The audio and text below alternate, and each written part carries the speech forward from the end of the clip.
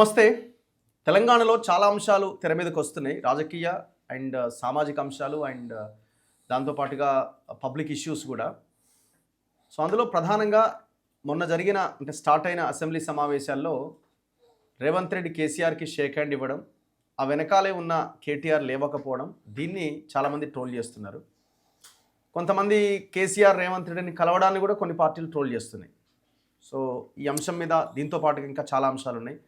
హైదరాబాద్ని యూటీ చేస్తారా, second capital చేస్తారా, అసలు ఎందుకు హైదరాబాద్ మహానగరాన్ని విస్తరించే ప్రయత్నం చేస్తున్నారు, ఇట్లా ఈ చర్చలు కూడా జరుగుతున్నాయి. అండ్ ఎలక్షన్స్ రాబోతున్నాయి. 42% రిజర్వేషన్ అయింది.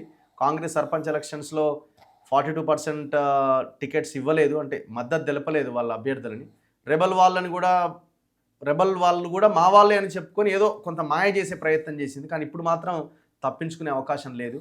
పార్టీ బీఫామ్ ఒకరికే ఇవ్వాలి, ఎవరో ఒకరికే ఇవ్వాలి కాబట్టి ఇక్కడ లెక్క అనేది పక్కాగా తెలుస్తుంది. సో ఇక్కడ మాత్రం బయట పడలేరు అని అంటున్నారు. సో ఇట్లాంటి అంశాల మీద మనం మాట్లాడదాం. నా ముందు TRICOR chairman, Congress party senior నాయకులు బెల్లయ్య నాయక్ గారు నా ముందున్నారు. నమస్తే బెల్లయ్య నాయక్ గారు. నమస్తే గారు. సో ముందుగా అసెంబ్లీలో కేటీఆర్ ప్రత్యక్షమైన అసెంబ్లీలో రేవంత్ రెడ్డి వెళ్ళి ఆయనకి కరచాలనం చేసిండు, షేక్ హ్యాండ్ ఇచ్చిండు. సో జనరల్గా అది సంప్రదాయమే. గతంలో కేసీఆర్ కూడా జానారెడ్డికి షేక్ హ్యాండ్ ఇచ్చిన పరిస్థితి ఉన్నది. దీన్ని కూడా ట్రోల్ చేస్తున్నాం, దాన్ని ట్రోల్ చేయాల్సిన అక్కర్లేదని నాకు కూడా అనిపించింది. కానీ ఆ వెనకాల కూర్చున్న కేటీఆర్ ఎందుకు లేవలేదు, పక్కనే ఉన్న కౌశిక్ రెడ్డి లేవలేదు. సరే కౌశిక్ రెడ్డి అంటే పెద్ద చర్చ లేదు, కానీ కేటీఆర్ అయితే పెద్ద చర్చ అయింది. చూస్తున్నాడు కానీ లేచి నిలబడలేదు అందరు లేచినా అని. సో దీన్ని అంతగా సీరియస్గా తీసుకోవాల్సిన అవసరం ఉందా? అంటే ప్రతి రాజకీయాల్లో, ప్రజా జీవితంలో ఉన్న ప్రతి సందర్భంలో ప్రతి నాయకుడు వ్యవహరించే తీరు ప్రజల్లో చర్చకు వస్తుంది. ప్రజలు వాళ్ళ అభిప్రాయాల్ని సహజంగానే ఎక్స్ప్రెస్ చేస్తూ ఉంటారు. జనరల్గా మీరు అన్నట్టు గతంలో కేసీఆర్ గారు జానారెడ్డి గారిని కలిసిన సందర్భం 2014లో తెలంగాణ రాష్ట్రం ఏర్పడ్డ తర్వాత జరిగినటువంటి మొదటి శాసనసభ సమావేశాల్లో టీఆర్ఎస్ అధికారంలోకి వచ్చింది. ప్రతిపక్ష పార్టీగా కాంగ్రెస్ ప్రతిపక్ష పార్టీ హోదాలో ఉంది. అప్పుడు మొదటి శాసనసభ సమావేశాల్లో పోయి జనరల్గా కలుస్తారు. ఇట్లా సంతోషం. 2 సంవత్సరాల తర్వాత జరిగినటువంటి శాసనసభ సమావేశాల్లోనన్నా ప్రతిపక్ష నాయకుడు వచ్చి కూర్చున్నాడు.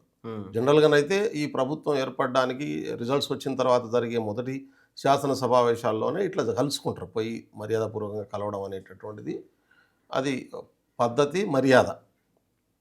ఈవెన్ స్పీకర్ ఎన్నికప్పుడు కూడా కలిసి స్పీకర్ను చైర్లో కూర్చోబెట్టడం అనేటటువంటిది కూడా ఒక మర్యాద, గౌరవం అనేటటువంటి పద్ధతి ఉంటుంది. శాసనసభలో కానీ, పార్లమెంటు, లోక్సభలో కానీ, రాజ్యసభలో కానీ, శాసన మండలిలో కానీ ఈ సాంప్రదాయం కొనసాగుతూ ఉంది. దీన్ని పాటిస్తారు అందరూ. కానీ తెలంగాణ రాష్ట్రం వచ్చిన తర్వాత ప్రజాస్వామ్య పద్ధతికి తిరోధకాలు ఇచ్చేటటువంటి పద్ధతిలో గత ప్రభుత్వం పనిచేయడం, రేవంత్ రెడ్డి గారు ముఖ్యమంత్రి గారు ఎన్నోసార్లు ఓపెన్గా, ఎందుకంటే కేసీఆర్ గారు తెలంగాణ ఉద్యమంలో ఉన్నాడు. తెలంగాణ రాష్ట్రం వచ్చిన తర్వాత కొత్త రాష్ట్రానికి 10 సంవత్సరాలుగా తానే ముఖ్యమంత్రికి పనిచేసిండు, అనుభవం ఉంటుంది. ఓకే, కాబట్టి మీరు నిజంగానే మాకు ప్రజలు ఇవాళ అధికారం ఇచ్చారు కాబట్టి మీ అనుభవాన్ని జోడించి ఒక ప్రతిపక్ష నాయకుడిగా, మనం ప్రజల డబ్బులతోని మనం జీతాలు తీసుకుంటున్నటువంటి వాళ్ళంగా వాళ్ళకు వచ్చి సలహాలు సూచనలు ఇవ్వండి అని చాలాసార్లు చెప్పాడు. సరే మొన్న కూడా కేసీఆర్ గారు వచ్చారు, సంతోషం. 2 సంవత్సరాల తర్వాత అసెంబ్లీలో అడుగుపెట్టిండు. జనగణమన అయిపోగానే మళ్ళీ వెళ్ళిపోయిండు. బహుశా చర్చలో పాల్గొని దామోదర్ రెడ్డి గారు చాలా సీనియర్ శాసనసభలో పనిచేసినటువంటి వ్యక్తి, ఆయన సంతాప తీర్మానం ఉంది. నేనైతే దాని మీద మాట్లాడతాడు, కనీసం 1 గంట సేపు అన్న కూర్చుంటాడు అనేది అందరూ అనుకున్నారు. కానీ తన జ్ఞానాన్ని కానీ తన అనుభవాన్ని కానీ కేసీఆర్ ఏం తెలంగాణ కోసం ఉపయోగించేటట్టు కొడతలేదు నాకు మొన్నటి సమావేశాలు చూసిన తర్వాత. ఓకే, నామకే వస్తే, ఎందుకంటే దానికి ఏమైనా నిబంధనలు అట్లున్నాయో, సమ్ టైం పీరియడ్ తర్వాత రాకపోతే మెంబర్షిప్ రద్దు అయ్యేటటువంటి విధానాలు ఏమైనా ఉన్నాయో నాకైతే తెలియదు. రేపు రాకపోతే అది అనుకోవచ్చు, కానీ రాలేదు.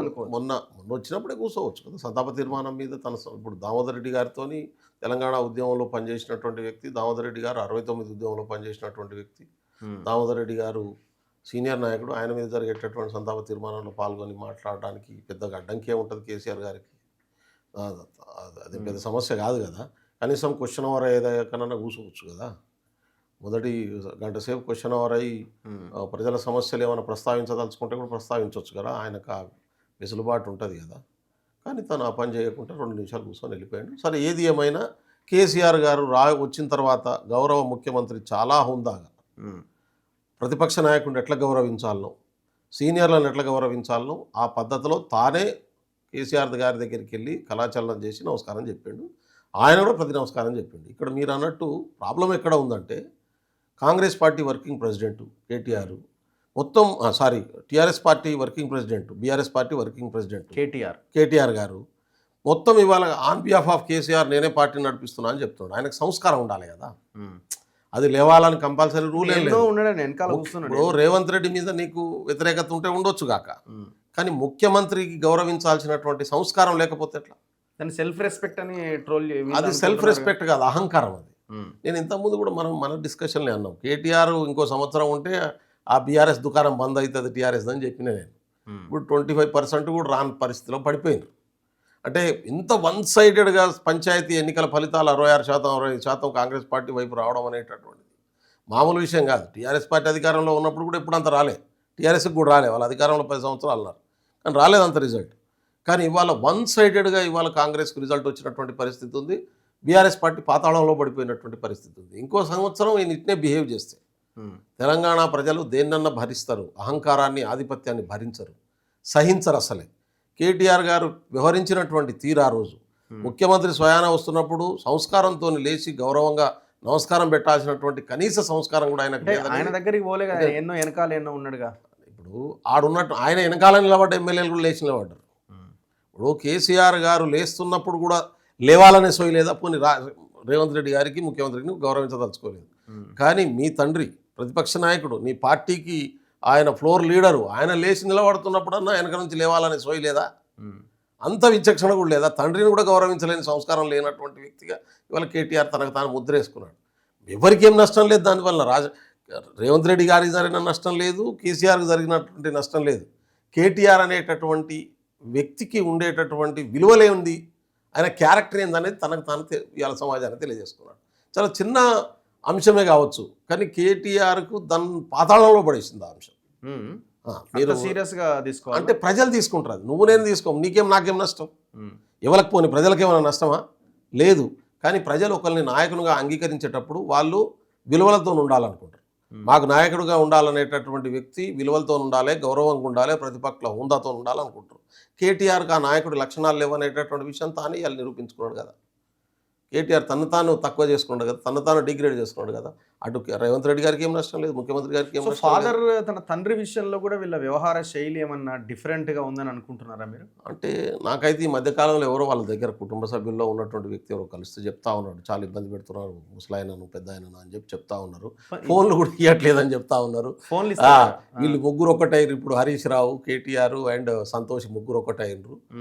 ఆయనను మొన్నటి మీటింగ్ కూడా ఆయనను జస్ట్ ఇప్పుడు లేస్తలేదు వీళ్ళతో కాబట్టి పార్టీ ఒకసారి ప్రెస్ మీట్ పెట్టించిన తర్వాత పార్టీ యంత్రాంగాన్ని అంతా యాక్టివేట్ అవుతుంది అనే ఉద్దేశంతో తీసుకొచ్చారు తప్ప ఆయనను ఆల్మోస్ట్ ఆల్ ఒక హౌస్ అరెస్ట్ లెక్క నడిపిస్తున్నారని బయట ప్రచారం జరుగుతుంది. మరి ఆయన అట్లా భయపడే వ్యక్తో లేకపోతే 4 గోడల మధ్య ఉండే వ్యక్తి ఏం కాదు కదా. ఏమున్నది, ఇప్పుడు కేసీఆర్ తనంతట తాను పోయి అన్ని ఫోన్ నెంబర్లు తీసుకొని ఎత్తికి ఫోన్ చేసేవాడు కాదు కదా, సంతోషే కదా మొత్తం పనిచేసేది.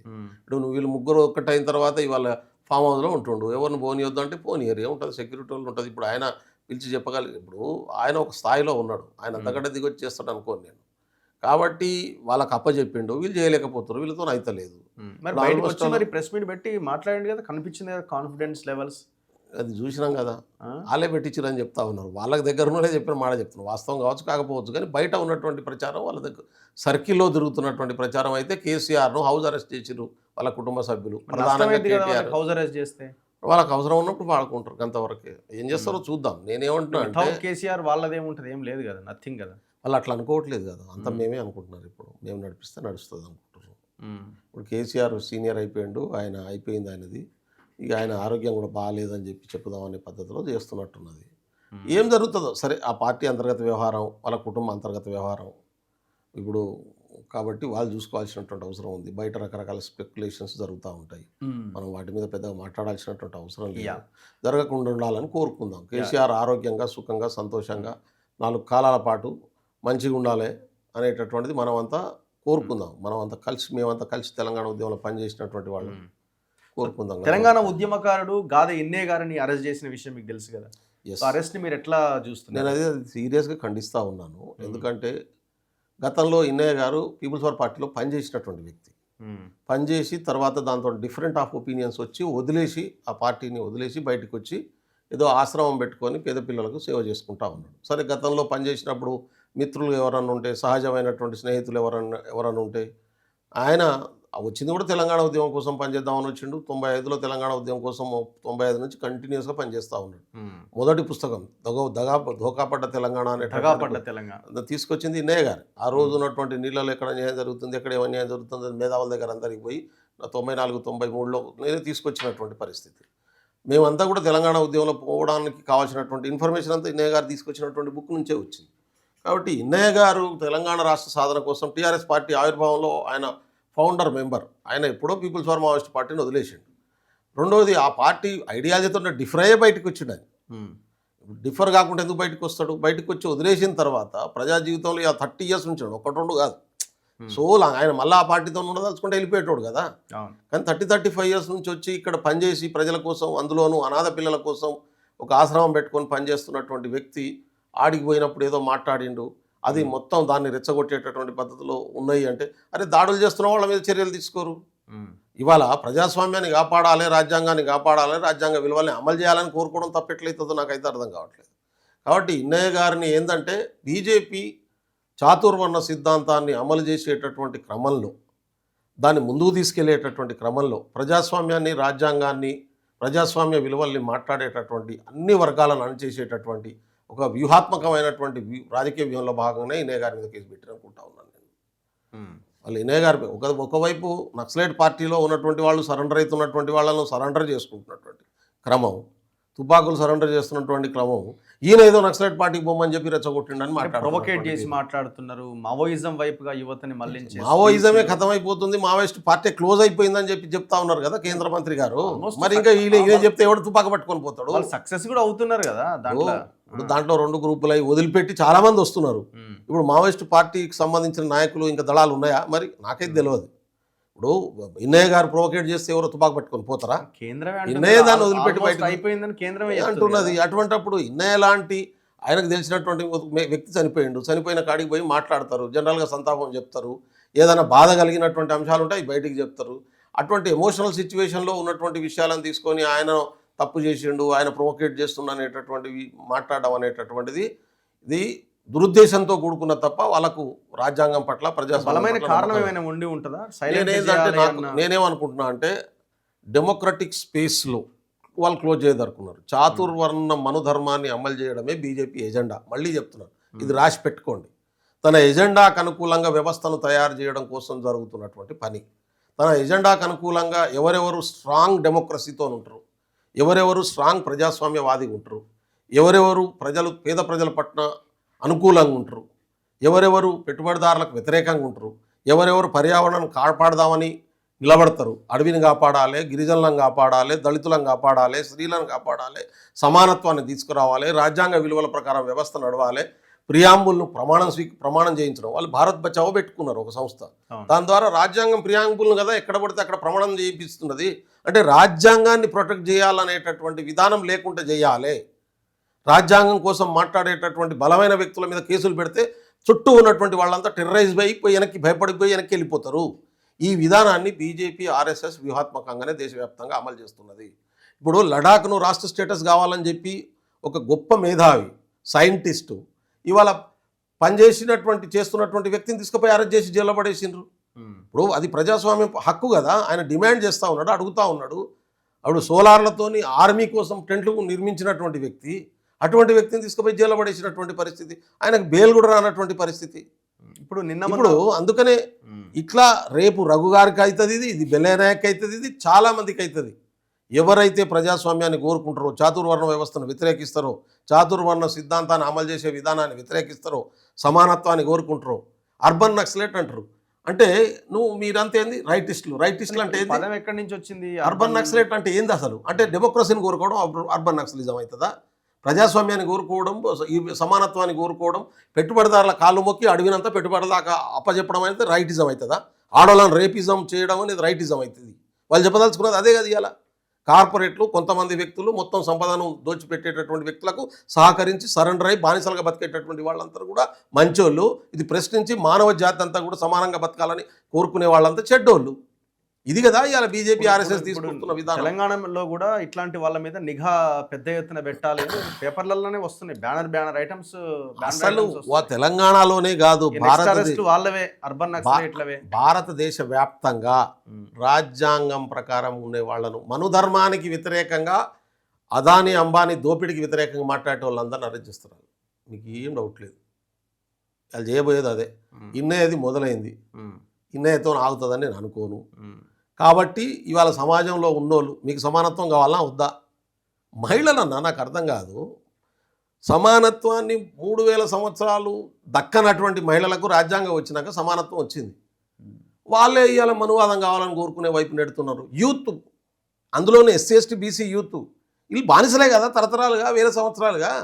ఎప్పుడు సమానత్వం లేని జాతులు కదా వీళ్ళు మనుషులుగా కూడా గుర్తించబడలేదు కదా. రాజ్యాంగం వచ్చినాం కదా మనుషులుగా గుర్తించబడ్డాం. ఈ మనుషులుగా గుర్తించే నీ రైట్ తీసేస్తున్నాడు. నీ మైండ్ తీసుకుపోయి మతం చుట్టూ తిప్పుతున్నాడు. నువ్వు దేవుని గుడి చుట్టూ తిరుక్కుంటుంటాడు, నీ రైట్స్ అన్ని తీసేస్తున్నాడు. నీ ఆర్థిక హక్కులు, నీ సామాజిక హక్కులు, నీ అన్ని తీసేస్తాడు. నువ్వు శాశ్వతంగా మంచిగా బానిసగా ఉండు అన్నింటికాడ. ఇది చేయబోతున్నాడు. ఇది మన వాళ్ళకి సోయి లేకపోతే ఏం చేస్తాం మనం? ఇప్పుడు నేను చదువుకొని ఇడికి వచ్చినా, నువ్వు చదువుకొని ఇడికి వచ్చినావు. 1950 కంటే ముందు ఏబీసీకి చదువుకునే హక్కు లేదు, ఏ ఎస్సీకి చదువుకునే హక్కు లేదు, ఏ ట్రైబల్కి చదువుకునే హక్కు లేదు. ఈవెన్ క్షత్రియులకు కూడా చాలా మందికి లేదు. క్షత్రియ స్త్రీలకు లేదు, బ్రాహ్మణ స్త్రీలకు లేదు, వైశ్య స్త్రీలకు లేదు, వాళ్ళకు కూడా ఈ హక్కు లేదు. ఇవాళ వాళ్ళు గౌరవంగా బతికే పరిస్థితి. ప్రపంచం అంతా సైన్స్ వైపు పోతూ ఉంటే, ప్రపంచం అంతా సైన్స్ సమానత్వం వైపు పోతూ ఉంటే, మానవజాతి అభివృద్ధి వైపు పోతూ ఉంటే, ఇలా మన దేశాన్ని మూఢనమ్మకాల్లోకి మధ్యయుగాల్లోకి తీసుకుపోయే పని బీజేపీ ఆర్ఎస్ చేస్తూ ఉంటే దానికి అందరం సపోర్ట్ చేస్తున్నటువంటి పరిస్థితి. ఇప్పుడు తెలంగాణలో ఏం జరుగుతున్నది? ఇప్పుడు హైదరాబాదు మహానగరము, 4th city, future city, ORR, RRR, రెండో రాజధాని, యూటీ డిస్కషన్ అంతా దీని చుట్టూ తిరుగుతున్నది. నేను అన్నా యూటీ అనేది తెలంగాణ ఉద్యమకారులు కదా. ఇప్పుడు యూటీ అనేటటువంటిది జరగదు. Number 1 impossible. రెండో రాజధాని ప్రయత్నాలు చేసినా అది అవసరం లేదు. అవసరం లేదని నేను నేనే కాదు, ప్రభుత్వ లెక్కల ప్రకారం కూడా రేవంత్ రెడ్డి అదే అనుకుంటాడు. ఈ రాష్ట్రంలో అదే అనుకుంటాడు. ఈవెన్ మోడీ కూడా అదే అనుకుంటాడు. హైదరాబాద్ను యూటీ చేయాల్సిన అవసరం మోడీకి ఏమున్నది, రేవంత్ రెడ్డికి ఏమున్నది, లేకుంటే ఇంకోళ్ళకి ఎవరికి ఉన్నది చెప్పు? తెలంగాణ రాష్ట్రం అనేది ఒక రాష్ట్రం. యూనియన్ టెరిటరీ అనేది బేసిక్ ఫామ్. దాని తర్వాత కాన్స్టిట్యూషన్ ప్రకారం స్టేట్ అనేటటువంటిది అంతకంటే అడ్వాన్స్ ఫామ్, రైట్స్తో ఉన్నటువంటి. ఇప్పుడు మీరు అసలు విషయాన్ని మర్చిపోతున్నారు. యూటీ నా సెకండ్ క్యాపిటల్ కాదు, రాష్ట్రాలకు ఉన్నటువంటి రాజ్యాంగపరమైనటువంటి అధికారాన్ని ఆల్రెడీ ఒక్కొక్కటి తీసేస్తున్నారు వాళ్ళు. అంటే ఆడ బతకడానికి అవకాశం లేదు ఢిల్లీలో, ఇక ఆప్షన్ లేదు, హైదరాబాద్ని చేయబోతున్నారు ప్లాన్. నా సెకండ్ క్యాపిటల్ అనేటటువంటిది ఎందుకు వచ్చింది చర్చ చెప్పు? సెకండ్ క్యాపిటల్ అనే చర్చ బాబాసాహెబ్ అంబేద్కర్ ఆ రోజుల్లో ఎందుకు పెట్టిండు? ఎందుకంటే ఆ రోజుల్లో ఢిల్లీ సేఫ్ ప్లేస్ కాదు. ఇటు పాకిస్తాను, అటు చైనా ఈ మనకు టార్గెట్ చేయొచ్చు. మిసైల్స్ కొడితే ఢిల్లీ నగరం ఎగిరిపోతుంది. కాబట్టి మన రాజధాని కనుక కంట్రోల్లో తీసుకుంటే మనం మొత్తం బానిసత్వంలోకి పోతాం, దేశం ఓడిపోతుంది. కాబట్టి సేఫ్ కాదు, సెకండ్ క్యాపిటల్ ఉండాలని కోరుకున్నాడు. ఇవాళ గ్లోబులో ఏ మూల కన్నా రాకెట్ను పంపించగలిగినటువంటి టెక్నాలజీ వచ్చేసింది. నీకు హైదరాబాద్లో సెకండ్ క్యాపిటల్ పెడితే ఏమైనా సేఫ్ అవుతుందా? కాదు. కాబట్టి ఇది మినిమం జ్ఞానం లేని వాళ్ళు మాట్లాడేటటువంటి మాటలు. ఇప్పుడు భారతదేశానికి సెకండ్ క్యాపిటలే అవసరం లేదు. సెకండ్ క్యాపిటల్ అనే కాన్సెప్ట్ను కూడా అవుట్డేటెడ్ అది. ఇవాళ ఆ రోజున పరిస్థితులు వేరు, ఈ రోజు ఉన్నటువంటి పరిస్థితులు వేరు. అమెరికా నుంచి వాడి వీడికి డైరెక్ట్ లాంచర్ కొట్టగలిగినటువంటి పరిస్థితి ఉంది. టెక్నాలజీ అంత డెవలప్ అయింది. పాకిస్తాన్ నుంచి ఏ మూలకన్నా భారతదేశంలో ఏ గ్రామాల్లో కొట్టాలన్నా కొట్టవచ్చు. భారతదేశం నుంచి ఈ ప్రపంచంలో ఏ మూలకు కొట్టాలన్నా కొట్టగలిగిన టెక్నాలజీ అలా వచ్చేసింది. కాబట్టి అది వయబుల్ కాదు, ఆ డిమాండ్కి ఏం వ్యాలిడిటీ లేదు. చాలా మంది తెలియకుండా ఇప్పటికి మేధావులు అదే మాట్లాడుతారు. బతకలేని పరిస్థితి ఉంది కాబట్టి పొల్యూషన్, దీంతో నెక్స్ట్ హైదరాబాద్ పొల్యూషన్ అనేటటువంటిది కారణమే కాదు. నేను ఇప్పుడు అరావళి తీసేస్తున్నారు అనుకో, అరావళి తీసేస్తే నార్త్ ఇండియా అంతా ఖతమైపోతుంది. ఒక ఢిల్లీ కాదు, మధ్యప్రదేశ్, మహారాష్ట్ర దాకా వస్తుంది. ఎందుకంటే ఇసుక తుఫాన్లు వస్తాయి. ఇప్పుడు ఇసుక తుఫాన్లను ఆపుతున్నది, ధారెడారిని ఆపుతున్నది అరావళి పర్వతాలు. ఆ అరావళి పర్వతాలను తీసేస్తే కంప్లీట్ అది మధ్యప్రదేశ్ దాకా వస్తుంది. మధ్యప్రదేశ్ దాకా ఏది వింధ్యా సాత్పుర పర్వతాలు మధ్య ప్రాంతంలో ఏదైతే పర్వతాలు ఉన్నాయో అక్కడ దాకా ఎక్స్పాండ్ అవుతుంది ధారేడారి. అది ఎక్స్పాండ్ అయిందనుకో ఆ పైన ఉన్న అన్ని నగరాలు ఖతమైపోతాయి. ఇసుక తుపాలతో డిగ్రీలు లేకుండా పోయేటటువంటి పరిస్థితి ఉంటుంది. కాబట్టి ఈ పిచ్చి పని చేయొద్దని ఇప్పుడు వాళ్ళు పెద్ద ఎత్తున ఆందోళన చేస్తున్నటువంటి పరిస్థితి ఉంది. అందుకని నేనేమంటున్నా అంటే జాగ్రాఫికల్గా, భౌగోళికంగా ఉన్నటువంటి న్యాచురల్ రిసోర్సెస్ను, న్యాచురల్ సిస్టమ్ను, ఎకాలజికల్ సిస్టమ్ను ఇన్బ్యాలెన్స్ చేసేసుకుంటే ఇది ఓన్లీ ఇండియా మీదనే పడుతుంది. అటు పాకిస్తాన్ మీద పడుతుంది, ఇది బంగ్లాదేశ్ మీద పడుతుంది, అది ప్రపంచవ్యాప్తంగా దాని ఇంపాక్ట్ ఉంటుంది. వాటర్ పెరిగింది అనుకో, నీకు చెప్తున్నా మనకు నైరుతి ఋతుపవనాలు ఇప్పుడు ఇట్లా పోయి అటు టచ్ అయ్యి వెస్టర్న్ ఘాట్స్ని టచ్ అయ్యి మళ్ళీ పోయి హిమాలయాన్ని టచ్ అయ్యి మళ్ళీ బయటకు వస్తాయి, వెనక్కి వస్తాయి, ఇట్లా తిరుగుతాయి. రేపు పోయినాయి అనుకో, ఆ వేడుగాలను తీసుకొని వస్తే అటు హిమాలయాలు కరగడం మొదలైతాయి, ఇటు కిందికి వస్తే భారీ వర్షాలతో మనం చిరపుంజలో పడ్డట్టు 365 రోజులు వర్షం పడే పరిస్థితి మనకు కూడా వస్తుంది. పడితే ఇది కొట్టుకుపోయే ప్రమాదం కూడా ఉంటుంది. 2 అంగుళాలు 3 అడుగులు పెరిగిందనుకో సముద్రం, ప్రపంచంలో ఎన్ని దేశాలు మునిగిపోతాయి. కాబట్టి 3 అడుగులు ప్రపంచ నీకు సముద్రాల మట్టం పెరిగేటటువంటి పరిస్థితిని క్రియేట్ చేసే పిచ్చి పని ఎవరు చేస్తారు? కాబట్టి ఈ దేశంలో ఈ భూమి మీద ఉన్నటువంటి ప్రతి మనిషి ఆలోచించాల్సినటువంటి అంశాలు. పాలనా సౌలభ్యం కోసం ఇవాళ రిసోర్స్ నీళ్ళు నమ్ముకుంటున్నారు, గాలి నమ్ముకునే పరిస్థితి తీసుకొస్తున్నారు, అడవులను తీసేస్తున్నారు. ఛత్తీస్గఢ్, మధ్యప్రదేశ్ కంప్లీట్ అడవులు తీసేసే ప్రయత్నం వచ్చేసింది. ఈ అడవులు తగ్గుతాయి. ఇప్పటికే 15%కు మించి అడవులు లేని పరిస్థితి ఉంది. ఈ అడవులు కనుక తీసేస్తే ఈ ఎకాలజికల్ బ్యాలెన్స్ కూడా పోతుంది. ఎండాకాలం రాగానే మనకి 50 డిగ్రీలు వస్తుంది, ఇంకో 2-3 డిగ్రీలు పెరిగితే కాలిపోతాయన్న, ఉష్ణకాడ చెట్లు కాలిపోతాయి, మనుషులు బతకలేని పరిస్థితి వస్తుంది. అంటున్నా హైదరాబాద్ని ఇవన్నీ నాయకునికి అవన్నీ కనబడవు కదా. లేదన్న, అందుకనే ఇక్కడ హైదరాబాదు వరకే పరిమితమై మాట్లాడుకుంటే హైదరాబాదు యూటీ కాదు, హైదరాబాదు 2వ క్యాపిటల్ కాదు, ఏది కాదు. ఇప్పుడు మొన్న రేవంత్ రెడ్డి గారు ప్రకటించినటువంటి విజన్ ఏదైతుందో మళ్ళీ చెప్తా ఉన్నాను.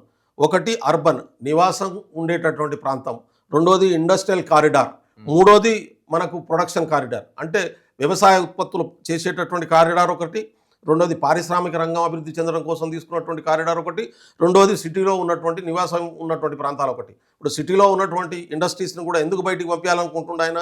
వాటి వల్ల ప్రజలు ఉన్నటువంటి వాళ్ళు వాటర్ పొల్యూషన్ అవుతుంది, ఇబ్బంది అవుతున్నటువంటి పరిస్థితి ఉంది. చాలా ఇండస్ట్రీస్ని ఇక్కడ నుంచి తీసేసి అది రెసిడెన్షియల్ ఏరియా కింద కన్వర్ట్ చేసి నాన్ రెసిడెన్షియల్ ఏరియాలో ఇండస్ట్రీస్ జోన్ డిక్లేర్ చేసుకొని పెట్టుకుంటే మళ్ళీ మనకు ఒక 50 నుంచి 100 సంవత్సరాల దాకా డిస్టర్బ్ చేయకుండా ఉండేటటువంటి పరిస్థితి ఉంటుంది అనేది ఒక విజన్తో పెడుతున్నాడు ఆయన. దానికి రాజకీయం చేసి ఇంకో పద్ధతిలో బెనిఫిట్ పొందుదాం అనే పద్ధతిలో మా కేటీఆర్ గారు చేస్తూ ఉంటారు. కాబట్టి ఒక విజను స్పష్టమైనటువంటి అవగాహనతో ముందుకు పోతుంది. ఈవెంట్ మేనేజ్మెంట్ అది ఈవెంట్. ఇప్పుడు పంచకండ్లోనికి అదేమంటాడు, పచ్చ కావేరిలోనికి లోకం అంతా పచ్చగానే కనబడుతుందట. అలాదంతా కూడా ఈవెంట్ మేనేజ్మెంట్ ప్రోగ్రామ్ చేశారు కాబట్టి కేటీఆర్కి ఈవెంట్ మేనేజ్మెంటే కనబడుతుంది. ఎందుకంటే కార్ రేసు మన దగ్గర కార్లు నడిపించు, మనకు కార్ రేసు ఎందుకు? కార్ రేసు పెట్టి 55 కోట్లు డైరెక్ట్ ఏమనుకో ఇప్పించేసిండు. జియో లేదు, డైరెక్షన్ లేదు, దానికి అప్రూవల్ లేదు. నేనే ఇవ్వమన్నా అన్నాడు. ఇవాళనేమో మళ్ళీ దానికి వ్యతిరేకంగా పోయి కోర్టుకు పోయి నన్ను అరెస్ట్ చేయొద్దని చెప్పి కేసులు పెట్టుకుంటాడు. కాబట్టి ఇట్లా కాంగ్రెస్లో సాధ్యం కాదు. ఒక విజన్తో పోతున్నాడు. ఇంకొక స్పష్టమైన అవగాహన పాయింట్ ఏంటంటే, నిన్న మొన్న ఒకటి రాజ్ న్యూస్లో వచ్చింది, టీ న్యూస్లో వచ్చింది. ఎవరో సీఎంఓలో ఒక మహిళ మొత్తం పెత్తనం నడుస్తున్నది అని మొత్తం రేవంత్వి ఒక మార్కేషన్ అంటే మాస్కేషన్ ఒక లేడీ ఫోటోతోని హల్చల్ అవుతున్నది. ఎవరు ఈ సీఎంఓలో ఈమె పెత్తనం నాకు మేమైతే అటువంటి పేరేం లేదు. మాధవీలత అని ఏదో పేరు, అదే ఎటువంటి పేరేం లేదు, అటువంటి మనిషిని చూడలేదు ఇంతవరకు. కాంగ్రెస్ పార్టీలో కూడా ఎటువంటి ఆ పేరు ఉన్న ఎవరు నాకు కనబడలేదు. మరి వాళ్ళ బంధువులలో కూడా ఎవరు ఉన్నారంటే నాకు తెలియదు. కానీ సెక్రటరియట్ అసలు సీఎం గారే ఎవరో బంధువులు చెప్తేనో దోస్తులు చెప్తేనో వినే రకం కాదు రేవంత్ రెడ్డి గారు. రేవంత్ రెడ్డి గారు ఏదనుకుంటే చేస్తాడు, అది ప్రజలకు ఉపయోగపడేదైతే చేస్తాడు. లేకుంటే ఎవరో ఇన్ఫ్లుయెన్స్ చేస్తే ఇన్ఫ్లుయెన్స్కు నేను అంటున్నా కదా, నువ్వు నేను చెప్పినా మనం ఎన్నిసార్లు కలవలే ఆయనకు, నువ్వు నేను చెప్పినా మంచి ఉన్నదనుకో 1 సెకండ్లో డిసిషన్ తీసుకుంటాడు.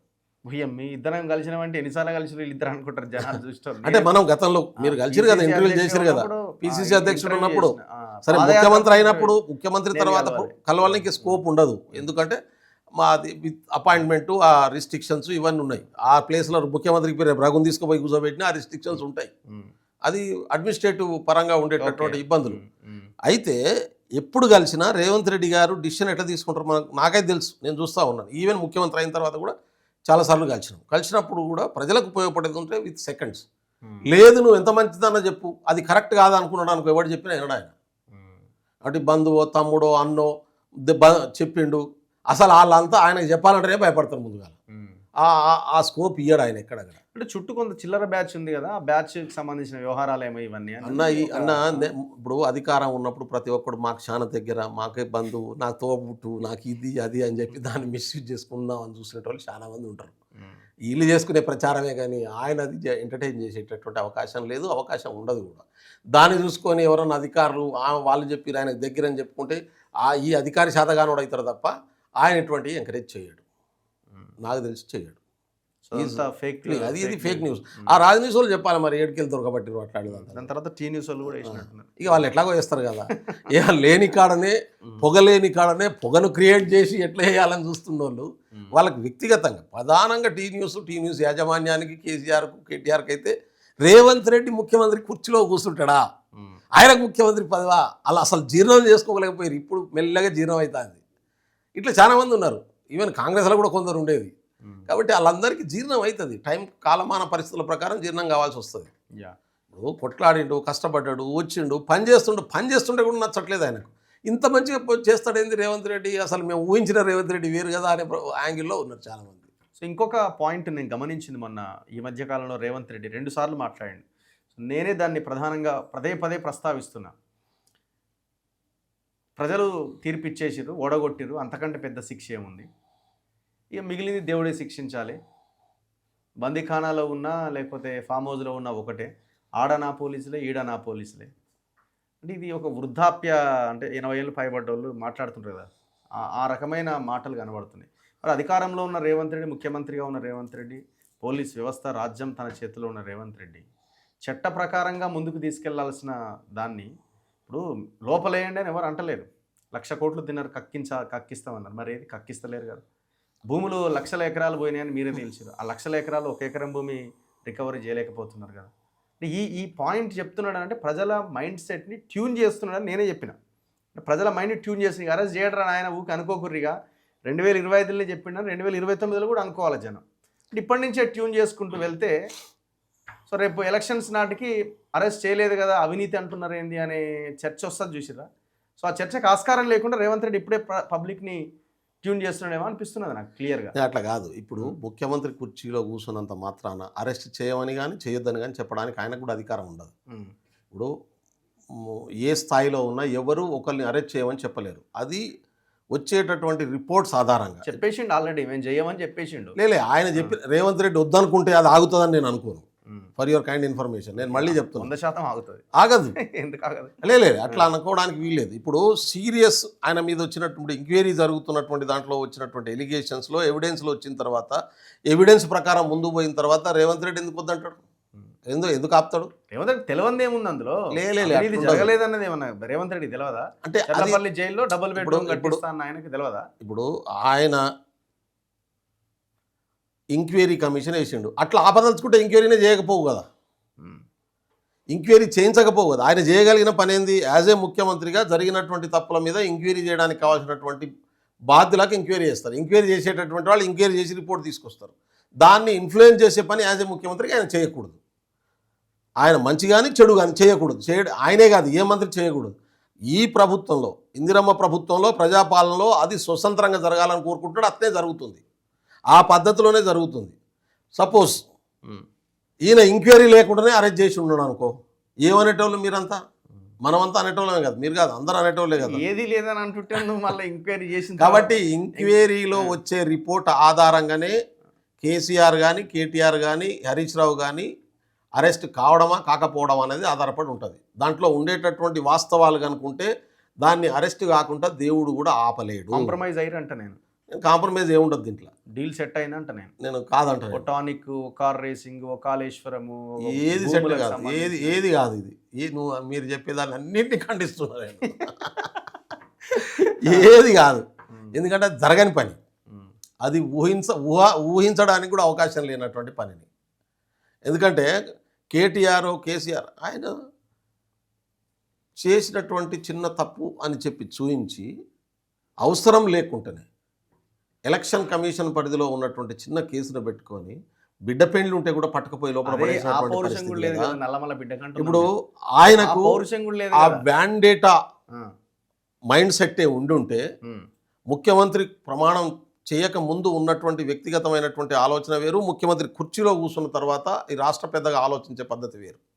ఆయన ముఖ్యమంత్రి కుర్చీలో కూర్చున్నాక రాజ్యాంగబద్ధమైనటువంటి పద్ధతిలో పనిచేస్తున్నాడు. ఆ వ్యాండేటా ఉంటే మొదటి రోజుల్లో లోపల పడేసేస్తుండే. ఆ వ్యాండేటా పాలిటిక్స్ మైండ్ సెట్తో లేడు ఆయన. ఎవరు అరెస్ట్ చేయాలి, లోపలేయాలి ఇది కాదు కోరుకుంటున్నది. 25 లక్షలు తప్పు చేస్తే అరెస్ట్ చేయాలి. 25 లక్షల ఎకరాలు ఏమైనాయి తీసుకురా బయటికి. 20 దానికి అన్న మీకు మళ్ళీ చెప్తున్నా, ల్యాండ్కి సంబంధించిన ఇష్యూ ఉంది. ల్యాండ్ చట్టాన్ని మార్చడం వల్ల ఇవాళ రైతులకు మేలయ్యేటటువంటి పరిస్థితి ఏం వచ్చింది. మార్చిరు, ఏం మారింది? ఇలా మారింది. ఇంతకుముందు అన్న నేను చెప్తున్నాను, ప్రైవసీ ఆప్షన్ తీసేయలేకపోయినారు ఇప్పటి వరకు. లెట్ మీ అంతకుముందు ఏ కలెక్టర్కు కానీ జాయింట్ కలెక్టర్కి కానీ ఆర్డీఓకి కానీ అప్పీల్ చేసుకునే పవర్ ఉండేనా కొత్త చట్టంలో? ఉండేనా? సరే, అది మార్చిరు అనుకుందాం. అది మార్చిరా మార్చలేదా? సంగతి ఏంది? మార్చలేదు. పోయిన భూముల సంగతి ఏంది? ఇప్పుడు కాంప్లైంట్ ఎవరెవరు ఇస్తున్నారు, రిస్టోర్ అవుతున్నాయి. ఇప్పుడు నాకు తెలిసినటువంటి మిత్రుడే ఇక్కడ బెదిరించి రాయించుకున్నారు. ఎంత భూమి 7 ఎకరాల భూమిని బెదిరించి సంతకాలు పెట్టించుకొని రాయించుకున్నారు. మళ్ళీ ఆయన ఇప్పుడు కేసు వేసిన తర్వాత లోకల్ పోలీసులు ఎంక్వైరీ చేసి ఆ వాస్తవాలు ఏందో మొత్తం ఎట్లా బెదిరించి రాయించుకున్నారో, ఏసీపీ టీసీపీలు కూర్చొని ఎట్లా బెదిరించి రాయించుకున్నారో అనేటటువంటిది రికార్డుతో సహా రాసిచ్చి ఇప్పుడు ఆయన భూమిని ఆయనకు అప్పచెప్పినటువంటి పరిస్థితి. ఇట్లా కొన్ని 100 కేసులు జరుగుతూ ఉన్నాయి. ఇవన్నీ బయటికి రావట్లేదు. ఎందుకంటే ఇదంతా కూడా సిస్టమ్ చేస్తూ ఉంటుంది. ప్రభుత్వం రూల్ ప్రకారం పనిచేయండి, ఎవరికైతే అన్యాయం జరిగిందో వాళ్ళకి న్యాయం జరగాలని ఎప్పుడైతే చేసిండ్రో, డైరెక్షన్ ఇచ్చేసిందో, రూల్ ప్రకారం ఎవరికి న్యాయం కావాల్సింది వాళ్ళు అప్లై చేసుకొని చేస్తుంటున్నటువంటి పరిస్థితి ఉంది. మన దృష్టికి వచ్చేటి 1-2 మనకు తెలిసినవి వస్తాయి కదా, మనకు తెలియని రావు కదా. ఇట్లా కొన్ని 100,000 కేసులు జరుగుతున్నాయి ఎక్కడికెక్కడ. కాబట్టి అధికారం డీసెంట్రలైజ్ చేసి సంబంధిత అధికారులకు అప్పచెప్పిన తర్వాత ప్రజలు దానికి కావాల్సినటువంటి జరిగిన అన్యాయాన్ని దాన్ని రెక్టిఫై చేసుకోవడం కోసం అప్లికేషన్ పెట్టుకొని క్లియర్ చేసుకోవాలి. ఇట్లా చేసుకుంటారు చాలామంది ఇప్పుడు. ఓకే, కాబట్టి మారలేదు అనకండి, మాట్లాడే అవకాశమే లేదు కదా. మీకు ఇంకేం అవకాశం, సమయం ఏం లేదు. మహా అయితే ఇంకో 1.5 year మాట్లాడగలుగుతారు ఇట్లా. కానీ దాని తర్వాత ఏం చేసినామే లెక్కల్ది అని అడిగితే మీరు వైట్ పేపర్లు తీసి జనం ముందు వేయాల్సి వస్తుంది. కరెక్టే మీరు చెప్పేది. ఇప్పుడు మేము ఇప్పుడు మీరు అడిగిన ప్రశ్న ఇప్పుడు ఇది చేస్తూ ఉన్నాం. ఎన్ని జరిగినాయి భూములు అనేటటువంటి లెక్క రేపు తర్వాత మీరు ఎలక్షన్లకు 1 year ముందు చెప్పాల్సి వస్తుంది. ఖచ్చితంగా చెప్పకపోతే మేము చేయలేదు, గిన్నే చేసినాం, గిన్ని చేద్దాం అనుకున్నాం, గిన్ని కాలేదనే వాస్తవాలు చెప్పాల్సి వస్తుంది. చెప్పకుండా ఉండడానికి వీల్లేదు. నేనైతే చెప్తా, నేనేం దాచేదేం లేదు. నాకైతే నమ్మకం ఉంది పూర్తిగా చేయగలం అనేటటువంటి. ఇప్పటికీ జరుగుతుంది. తెలంగాణకు ఒక ఆల్టర్నేట్ కావాలని అయితే మాలాంటి వాళ్ళకి అనిపిస్తున్నది. ఇక వాళ్ళతోని కాలేదు, మీతో కూడా అయ్యేటట్లేదు, ఇది ఇంకే బీజేపీతో కూడా అయ్యేటట్లేదు. ఒక ఆల్టర్నేట్ తెలంగాణ సోయి ఉన్న వాళ్ళు కలిస్తేనే తప్ప ఈ అవకాశం లేదని అనిపిస్తున్నది. రగ్గారు, నేను 2 విషయాలు చెప్తా. నేను తెలంగాణ ఉద్యమం నుంచే రాజకీయాల్లోకి వచ్చినాను. ఒకటి సామాజిక సమానత్వం అనేటటువంటిది, సామాజిక చైతన్యం అనేది తెలంగాణ అత్యధికంగా ఉంటుంది. కేసీఆర్ గారి మీద చాలా నమ్మకంతో టీఆర్ఎస్ పార్టీ పెట్టక ముందు చెప్పిన నేను కేసీఆర్ గారితో చాలాసార్లు కలిసిన తర్వాత ఈయన పెడితే ఏం జరగబోతుంది అనేటటువంటి విషయం నేను చెప్పిన. మా వాళ్ళు ఎవరు ఒప్పుకోలేదు, దాన్ని యాక్సెప్ట్ చేయలేదు. అందరు పోయి కేసీఆర్ గారితో జాయిన్ అయ్యారు, నేను ఒక్కని తప్ప. సరే, ఆయన మొదటి మీటింగ్ కావాల్సిన ప్లానింగ్ ఇవన్నీ చాలా రకాల విషయాలు మాట్లాడినాం. సరే, ఆయన అధికారంలోకి వచ్చినాక అదే పద్ధతిలో ఉండడానికి ప్రూవ్ అయింది. ఆయన ఫస్ట్లో నేను ఏదైతే ఎక్స్పెక్ట్ చేసినో అదే జరిగింది ఆయన నుంచి. ఓకే, 10 సంవత్సరాల తర్వాత ఆయన తెలంగాణ ఎజెండా కంటే ఎంత ఇంపార్టెంటో దానికంటే ఎక్కువ తన వ్యక్తిగత కుటుంబ ఎజెండా ఇంపార్టెంట్ అనేది ప్రూవ్ అయింది. ఇవాళ కాంగ్రెస్ పార్టీగా మేము సోనియా గాంధీ తెలంగాణ ఇచ్చిందనేటటువంటి ఏకైక కారణంతో అప్పుడు అందరూ తెలంగాణ సమాజంలో ఉద్యమంలో ఉన్న వాళ్ళు అందరూ కూడా కాంగ్రెస్కి మేము అండగా నిలబడతాం, మాకు తెలంగాణ ఇవ్వండి అని అడిగినాం. సరే, కేసీఆర్ ఆ మాట తప్పిండు, చాలామంది మాట తప్పారు. కానీ ఆ మాట మీద ఉన్నటువంటి వాళ్ళం మేము కాంగ్రెస్ నుంచి జాయిన్ అయినాం. ఎందుకంటే మేము మాట ఇచ్చినాం, రాష్ట్రాన్ని తెచ్చుకున్నాం. 70 ఏళ్ల కన్నా సోనియా నిరాకరించింది కాబట్టి సోనియా గాంధీని బలోపేతం చేయాల్సిన బాధ్యత ఉందని చెప్పి వచ్చినాం. ఇవాళ తెలంగాణ కాంగ్రెస్ పార్టీ ఏ లక్ష్యంతోనైతే సోనియా గాంధీ ఇచ్చిందో తెలంగాణ రాష్ట్రాన్ని, ఆ లక్ష్యం వైపుగానే ప్రయాణం చేస్తుంది. చేయనటువంటి రోజు పొలిటికల్ గ్యాప్ వస్తుంది. ఇక్కడ దీంట్లో ప్రధానంగా సోషల్ కమ్యూనిటీ గ్యాప్ లేదు. రేవంత్ రెడ్డికి పెద్ద తేడా ఏం లేదు, మాకేం కనబడట్లేదు. ఇది టూ ఎర్లీ అవుతుంది. ఇప్పటికైతే రేవంత్ రెడ్డి గారు తెలంగాణ బేస్ ఏదైతే ఉందో, తెలంగాణ పీపుల్స్ కంటెంట్ ఏదైతే ఉందో అదే యాంగిల్లో పోతూ ఉన్నాడు. ఇప్పటికి నేను చెప్తా ఉన్నాను, 100% పోయే ప్రయత్నం చేస్తూ ఉన్నాడు. సరే, ఆయనకు చాలా అడ్డంకులు ఉన్నాయి, చాలా ఇబ్బందులు ఉన్నాయి. కేసీఆర్ చేసినటువంటి విధ్వంసం చాలా పెద్ద అడ్డంకిగా మారినటువంటి పరిస్థితి ఉంది. ప్రధానంగా బ్యూరోక్రసీని డ్యామేజ్ చేసిపోయిండు. ఎందుకంటే మోస్ట్ కరప్టెడ్ బ్యూరోక్రసీని తయారు చేసిపోయిండు KCR. I'm sorry to say this. దాంట్లో ఏరుకొని పనిచేసేటోళ్ళని ముందు పెట్టుకొని మళ్ళీ రీసెట్టింగ్ చేసేటటువంటి ప్రయత్నం జరుగుతూ ఉన్నది. వాళ్ళని మీరు పక్కన పెట్టుకొని పనిచేస్తారు. ఎవరిని తీసేస్తాను? బ్యూరోక్రసీని తీసేది. నువ్వు ఐఏఎస్ ఆఫీసర్ ఒకరు తీసేయలేవు కదా. మెజారిటీ అదే పద్ధతిలో ఉన్నప్పుడు వారిని మార్చుకొని పనిచేయించడం తప్ప నువ్వు ఎడబెడతావు. ఒకరిద్దరినైనా మార్చాలా? నేను ఎందుకు మార్చలేదు? చాలామందిని మార్చాను. చాలామంది మార్చి పని జరుగుతుంది. ఇప్పుడు మెల్లమెల్లగా ట్రాక్లోకి వస్తున్నటువంటి పరిస్థితి ఉంది. ఓకే, అందుకని నేనేమంటున్నా అంటే Telangana base, Telangana people's aspiration యాంగిల్లో చేయకపోతే ఖచ్చితంగా మీరన్న పరిస్థితులు ఉత్పన్నమవుతాయి. కానీ ఆ అవకాశం లేదనుకుంటా ఉన్నాను. ఇప్పుడు రేవంత్ రెడ్డి యాంగిల్లో తీసుకుపోవడానికి చేసినటువంటి 4-5 ఎగ్జాంపుల్ చెప్తున్నాను మీకు. సెల్ఫ్ రెస్పెక్ట్ అనేది తెలంగాణకు మేజర్ పాయింట్. సెల్ఫ్ రెస్పెక్ట్ ఎట్లా వస్తుంది? మన సింబల్స్ను సెల్ఫ్ రెస్పెక్ట్గా పెట్టుకుంటుంటుంది. దాంట్లో మొదటిది పాట, రాష్ట్ర గీతం, అది చేయించుకున్నాం. తెలంగాణ తల్లి సామాన్యుడు కోరుకునే పద్ధతులు ఎస్టాబ్లిష్ చేయడం, తెలంగాణ ఉద్యమకారులను గుర్తించినటువంటి పరిస్థితి. గద్దర్ లాంటి ఒక తెలంగాణ కల్చరల్ సింబల్, ఒక Telangana face of Telangana movement ఆయన. కేసీఆర్ ఎంతనో అంతకంటే ఎక్కువ. పీపుల్స్ మూమెంట్కు ఫేస్ గద్దర్ అయితే పవర్ మూమెంట్కు ఫేస్ కేసీఆర్ అయ్యాడు. గద్దరు మోడల్లోనే తెలంగాణ వచ్చింది. కేసీఆర్ మోడల్ 100 ఎమ్మెల్యేలు 17 ఎంపీలు. గద్దర్ మోడల్ నేను చాలాసార్లు చెప్పిన, రాజీ లేని ప్రజా పోరాటమే తెలంగాణకు దిక్కు, పొలిటికల్ కంపల్షన్తో రాదు, మూమెంట్ కంపల్షన్తో వస్తుంది అన్నాడు. మూమెంట్ కంపల్షన్తో ప్రజలంతా కొట్లాటకు వచ్చిన తర్వాత కేసీఆర్ కూడా తన రూట్ను వదిలిపెట్టి ఈ రూట్లోకి వచ్చి నిరాహార దీక్షలు అందరితో పాటు కూర్చున్న తర్వాత అనివార్యంగా కేంద్రం యాక్సెప్ట్ చేసింది. సోనియా గాంధీ మాట మీద నిలబడ్డది, ఎవరెంత చేసినా. This the reality. అందుకనే ఇది తెలుసుకొని దీంట్లో కొట్లాడిన వాళ్ళు కూడా ఎవరు? బీసీలు, ఎస్సీలు, ఎస్టీలు, చైతన్యవంతమైనటువంటి అప్పర్ కాస్ట్. నేను మళ్ళీ చెప్తా ఉన్నాను, ఈ వర్గాలకు మాకు ప్రాతినిధ్యం దక్కదు అనేటటువంటి భావన వస్తే ఖచ్చితంగా మీరు అన్న పొలిటికల్ గ్యాప్ వస్తుంది. కానీ ఇవాళ కాంగ్రెస్ పార్టీ రేవంత్ రెడ్డి గారి నాయకత్వంలో ఆ స్కోప్ ఇవ్వట్లేదు. బీసీలకు ఇవాళ 42% రిజర్వేషన్లు కావచ్చు, నీకు మాదిగ రిజర్వేషన్ డివిజన్ కావచ్చు, ఏబిసిడి వర్గీకరణ చేయడం కావచ్చు, ఇవాళ ఎస్టీలలో ఉన్నటువంటి ఆదిమ జాతి తెగలకు ప్రాతినిధ్యం ఇచ్చేటటువంటి ప్రయత్నం కావచ్చు, అన్ని వర్గాలకు ఒక ప్రాతినిధ్యం కల్పించేటటువంటి ప్రయత్నం స్టెప్ బై స్టెప్ చేసుకుంటూ పోతున్నది. ఆత్మగౌరవాన్ని ఒకరికి పెంచడం, వర్ణనలు వాడుకోవడం, ఆ ప్రజా సమూహాల సామాజిక సమానత్వాన్ని సాధించుకోవడం, ఇవన్నీ కూడా ఒక సైమల్టేనియస్గా వ్యూహాత్మకంగా పోతున్నటువంటి పరిస్థితి ఉంది. కాబట్టి ఒకవేళ ఇది చేయకపోతే, ఇప్పటికైతే ట్రాక్ మీద ఉన్నాం, చేయకపోతే మీరు అన్న గ్యాప్ వచ్చినప్పుడు ఖచ్చితంగా ఇవ్వలేం చేయలేదు దాన్ని. ఇంకొక లాస్ట్ క్వశ్చన్ ఇది. ముఖ్యమంత్రి భాష మార్చుకోవాలన్నది చర్చ. లాగుల తొండలు, చీరి చింతగడతాం, ఇంకోటి ఆయన ఉపయోగించిన పదాలు చాలా దారుణంగా ఉన్నాయన్నది ఒక చర్చ. దీన్ని మీరు ఏకీభవిస్తున్నారా? అంటే ముఖ్యమంత్రి మొదలుపెట్టిండా లాగుల తొండాలు కడతామని? రేవంత్ రెడ్డి గారు మొదలుపెట్టలే ఆ భాషను. మొదలుపెట్టినోడు కేసీఆర్ గారు. ఇప్పుడు ఆపోజిట్ 2020 ఆడుతుంటే ఆయన టెస్ట్ మ్యాచ్ ఆడాలనా? రేవంత్ రెడ్డి టెస్ట్ మ్యాచ్ ఆడితే మరి 2020 మ్యాచ్ వాళ్ళు 10-20 ఓవర్స్ మ్యాచ్ మాట్లాడుతున్నారు, 6లు కొడతా ఉంటే ఈయనేమో క్యాచ్లు పట్టుకుంటా 1 రన్ కూడా తీసుకుంటా ఆపుతారా? ఇట్లా ఉండదు రాజకీయాలు. అట్లెందుకు అనుకుంటున్నారు? అవతలోడు ఇష్టం వచ్చినట్టు మాట్లాడుతుంటే ఇప్పుడు ఈయన ఇష్టం వచ్చినట్టు ఎక్కడ మాట్లాడలే. తొండలు కడతామనే పదం కేసీఆర్దే.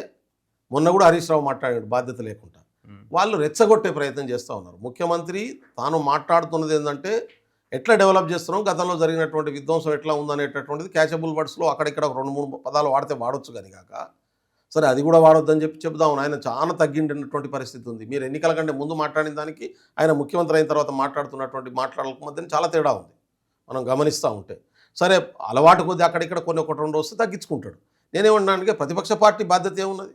విధ్వంసం చేసిన నీతులు చెప్తే పరిస్థితి వచ్చింది ఇవాళ.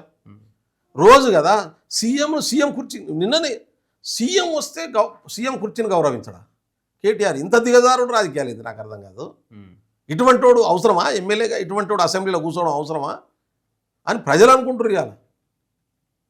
కాబట్టి నేను మళ్ళీ చెప్తా ఉన్నాను, ఇవాళ ఉన్నటువంటి పరిస్థితుల్లో చాలా బాధ్యతాయుతంగా రేవంత్ రెడ్డి గారు ప్రవర్తిస్తూ ఉన్నారు.